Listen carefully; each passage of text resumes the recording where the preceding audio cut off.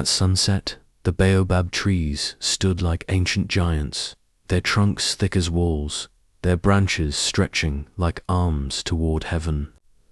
"They are older than memory," whispered Mama Kosi, "and if you listen, they will tell you everything we have forgotten." The wind rustled through the baobab's leaves, carrying whispers like voices of the past. "These are not trees," Mama Kosi said softly.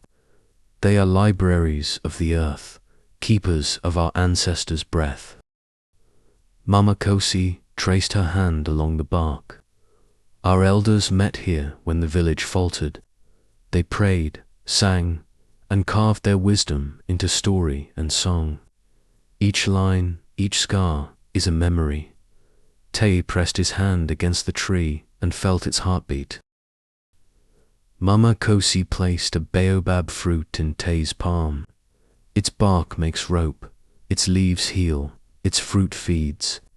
That is why we call it the tree of life. It nourishes body and spirit alike." Taye smiled, cradling the fruit as though it were treasure. As night fell, the villagers gathered beneath the baobab. Flames from the fire lit their faces as Mama Kosi began to speak. "Long before us, kings and wanderers sought counsel under this tree, and still its roots remember." Taye noticed markings etched deep into the baobab's bark. "Are these scratches?" he asked. Mama Kosi shook her head. "No, child. They are the handwriting of our ancestors. Every line carries a story only the tree remembers." Mama Kosi began. "Long ago, the gods planted the baobab upside down so its roots reached the sky, they said. Let this tree remind you that wisdom grows when we look beyond ourselves." Taye imagined roots clawing toward heaven.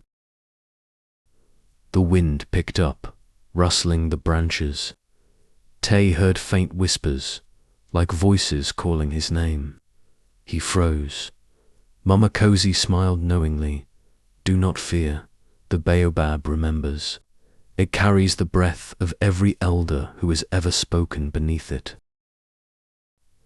Mama Kosi crushed baobab leaves into powder and sprinkled them into water. "This heals the sick," she said. "Even in famine, the baobab gives. That is why we call it the mother tree." Taye drank, feeling warmth spread through his chest.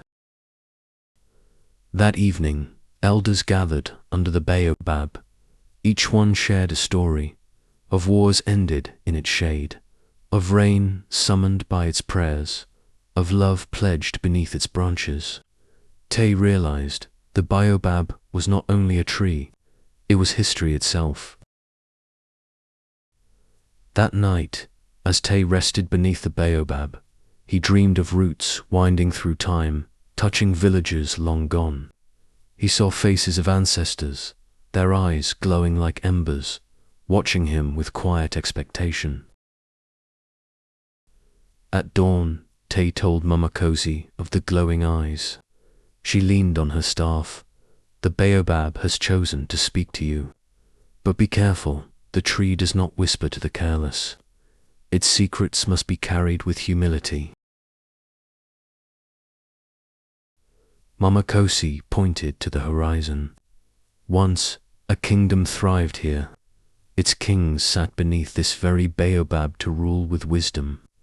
But when greed grew, the tree closed its whispers, leaving them blind." That evening, Mama Kosi told Taye to sit alone at the tree. "Do not ask, just listen." As the wind stirred, Taye closed his eyes. The baobab's rustle grew louder until it was no longer leaves, but words, ancient and clear. In the hush of twilight, Taye heard voices calling names, names of people he had never met. "Who are they?" he asked. Mama Kosi replied softly, "They are your ancestors, child. The baobab keeps their memory alive, so none are ever forgotten." As Taye leaned against the trunk, his vision blurred. Beneath the earth, he saw roots stretching across time, touching ancient villages, battlefields, and marketplaces.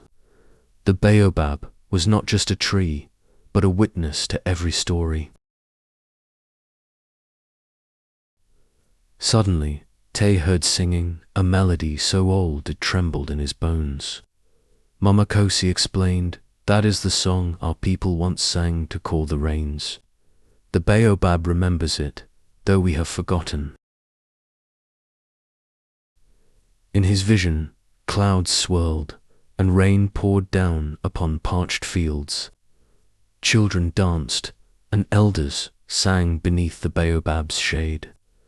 The tree had once been the heart of their survival, a bridge between prayer and harvest. The voices grew heavy. Taye saw a time when men cut too deeply into the tree, taking without thanks. The baobab withered, its branches bare. "Greed kills wisdom," Mama Kosi said gravely. "The baobab offers, but only with respect." Then the vision shifted. Villagers planting new seeds around the old tree, singing blessings. Slowly, green leaves returned. Taye felt hope rise in his chest. The baobab whispered, "Life endures when respect is renewed." That night, Taye dreamed again. This time, a circle of ancestors stood beneath the baobab, their faces calm but powerful. "You are a bridge," they said in unison. "Carry our voices so they are not lost to the winds." In the morning, Mama Kosi placed her hand on Taye's shoulder. "The baobab speaks only to those it trusts. You must guard what it gives you, for wisdom is a burden as much as a gift." Mama Kosi told Taye to sit alone for 3 nights without speaking, listening only to the baobab. On the second night, he grew restless, hearing laughter and cries in the wind. But he did not rise. He listened.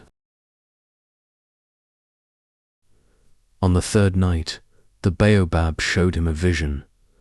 People of different clans gathering beneath its shade, sharing food, stories, and songs.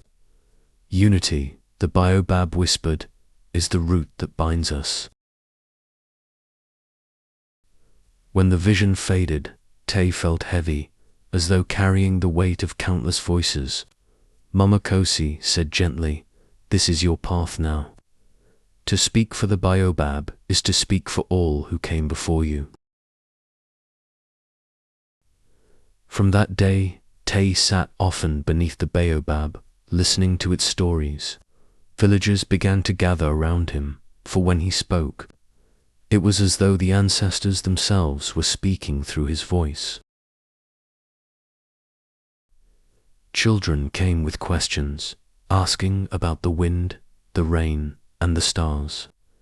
Taye answered patiently, teaching them what the baobab whispered. "These stories are not mine," he said. "They belong to you, to all of us." One evening, as fireflies danced, Taye placed his hand on the bark. The baobab's voice whispered, "As long as respect is given, my roots will hold your stories, my branches will shelter your dreams." Years later, travelers from distant lands came to see the great baobab and hear its stories. Taye welcomed them, sharing not just words, but the wisdom of an unbroken chain that stretched back through centuries. Moral: the baobab teaches us that wisdom endures only when shared with respect. By honoring our roots, we keep the voices of the past alive and guide the steps of the future.